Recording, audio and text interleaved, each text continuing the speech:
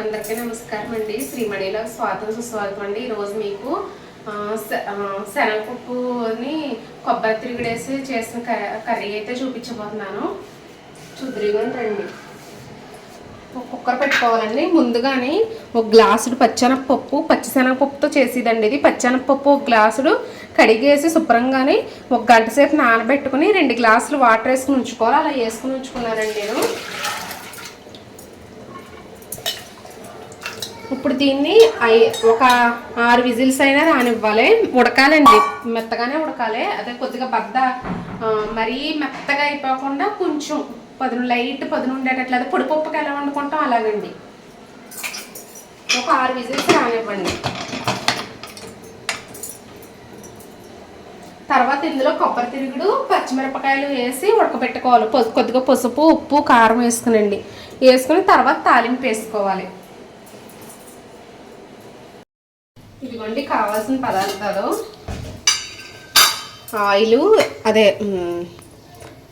Oil, కొబ్బరి తిరుగుడు, అలాగే పచ్చిమిర్చి, కరివేపాకు, తాలింపుకి ఎల్లుల్లిపాయలు, ఉప్పు, కారం, పసుపు, జీలకర్ర, ఆవాలు, ఎండుమిరపకాయలు. అయితే ఇప్పుడు అలాగా పచ్చెనపప్పు ఉడుకుతుందండి కదండి. పచ్చెనపప్పు కొబ్బరికాయ కర్రీ నేను చూపించేది.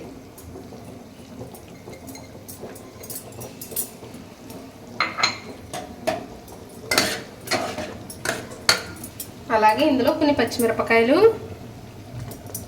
వేసి ఉప్పు, కారం, పసుపు వేసి ఉడకనివ్వాలండి.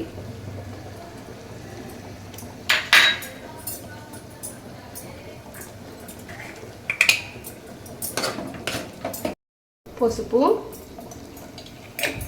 మీరు వేసుకోవాలంటే నలకంత చింతపండు కూడా వేసుకోవచ్చు, కానీ పులుపు కావాలనుకుంటే.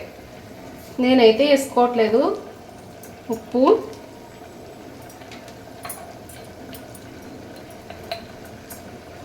కారం కొంచెం చాలండి, కారం ఎక్కువ పట్టదు.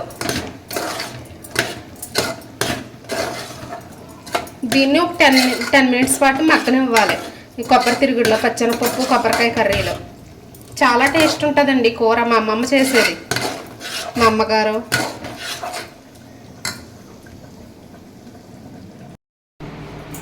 ఆయిల్ వేసుకోవాలండి.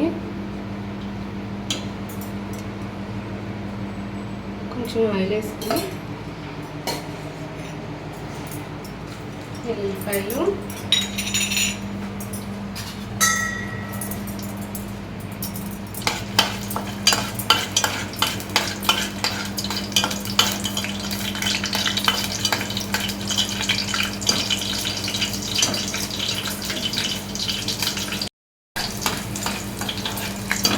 ఎల్లిపాయలు అయిపోయింది కదా.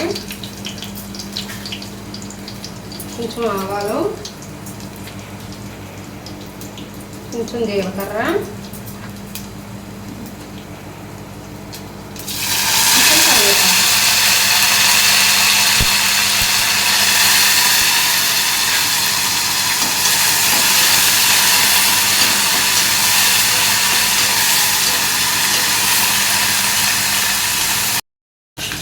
ఇదిగోండి కొన్ని ఎండుమిరపకాయలు.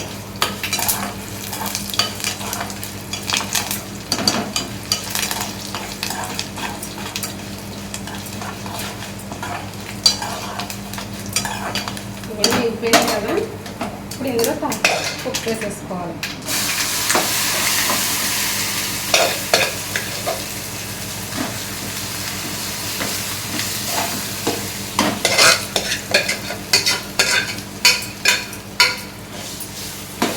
ఒక 5 మినిట్స్ లో ఫ్లేమ్లో పెట్టుకుని మగ్గబెట్టుకోవాలండి.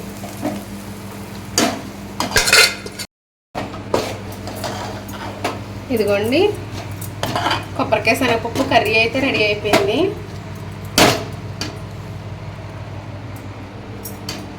పెట్టేద్దాం ఇప్పుడు.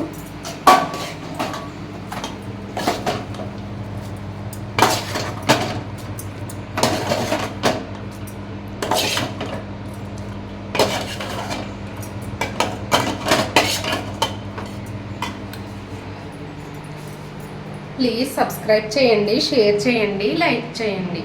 మా వీడియో చూస్తున్న వారందరికీ ధన్యవాదాలు.